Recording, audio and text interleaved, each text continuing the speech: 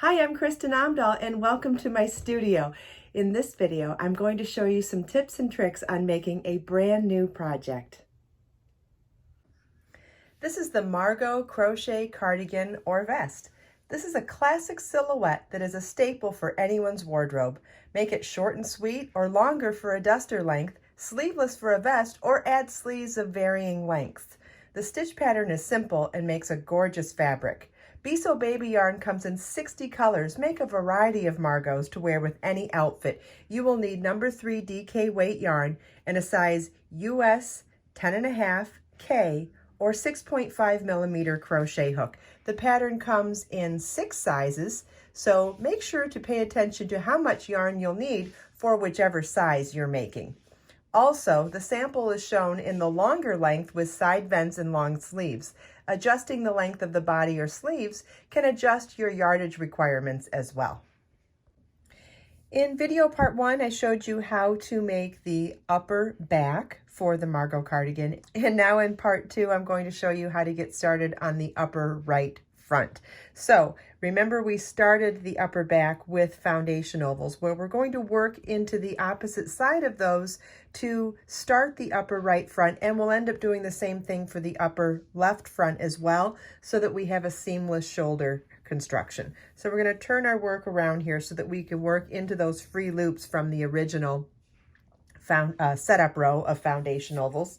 And I'm going to pick a different color of yarn just to help you to be able to see where we're working and what we're doing. Obviously, you would do this all in one color. So you want to tie your yarn to your crochet hook. You can use a square knot, a slip knot, whatever works for you. And the upper right front begins with a slip stitch in the beginning of the first foundation oval.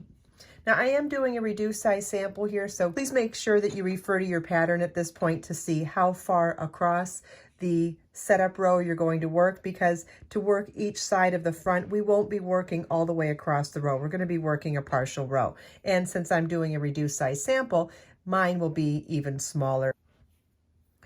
Chain 5 and single crochet in that same first oval. Chain 3, single crochet in the next oval, chain 2, and double crochet in that same oval. Now I'm doing a much smaller reduced size sample. You'll want to refer back to the pattern to see how many times you repeat this across, keeping in mind that the right front and left front are both going to work across only a partial amount of the setup row. We're going to work increases at the neck edge on each one while maintaining our established pattern. Okay, so once you finish row 1 of the upper right front, for rows 2 through 6, you want to refer back to the upper back in video part 1 or in your pattern and repeat rows 2 through 6 of the upper back. Once you do that, I'll show you how we work row 7, which will be our first increase row for our neck edge. This is what your work should look like at the end of row 6 of the upper right front. I wanted to point out one more thing before we start the first increase row, and that is that when you're working on opposite sides of the front, the upper right front and the upper left front, we're working our increases at the neck edge, but because we're working back and forth in rows, that means those increases are worked on different sides of the row. So here it's going to be worked at the end of the row, and on this side, the left side, it's going to be worked at the beginning of the row. And that'll make sense when we get started, but I just wanted to point that out because sometimes patterns will tell you to just reverse shaping from right and left fronts, and instead of doing that, which I feel like is definitely a more advanced move, I am going to show you specifically how to do the increases at the beginning and end of the row, depending on which side of the front you're working. So for row 7, for the right front, we're going to be working those increases for the neck edge at the end of the row. So row 7 starts with a chain 5, which counts as a double crochet chain 2, skip the first double crochet, single crochet in the next double crochet, chain 3, skip 1 double crochet, single crochet in the next double crochet, and you're going to repeat this pattern across the row. Depending on which size you're making, it'll be a different amount of the repeat. And then when you get to the end of the row, it ends with chain 3, single crochet, chain 2, and double crochet, all in that last single crochet. Okay, so that's the extra increase that we're working at the end of row 7 for upper right front. Then row 8 is a repeat of row 4, which is just chain 1, single crochet in the double crochet, and then chain 3, single crochet in each chain 3 space across. On the last repeat, you're going to work your last single crochet into the last chain 2 space. Okay, then row 9 is chain 5, which counts as a double crochet chain 2, single crochet in the first chain 3 space, chain 3, and single crochet in the next chain 3 space. We're going to repeat this all the way across.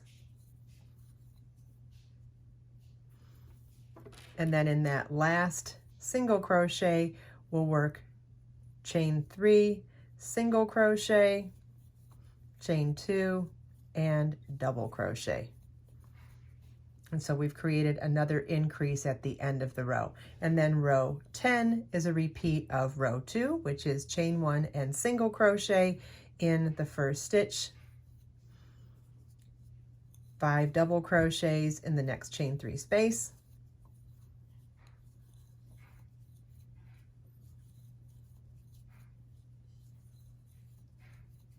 single crochet in the next chain 3 space, and you want to repeat this all the way across.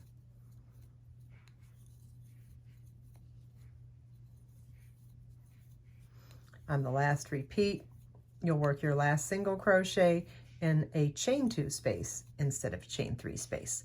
And so this is what your work looks like at the end of row 10. Now, depending on what size you're making, you may be working a second repeat of these increases, but because I'm doing a reduced size sample, I'm going to fasten off at the end of row 10. In video part 3, I'll show you how to reverse the shaping for the upper left front. I hope you enjoyed this video. If you have any questions at all, please feel welcome to leave them for me in the comments. I have links provided in the video description below for everything we talked about in this video as well. Let us make time to create, share, and inspire today and every day. I'll see you in the next video.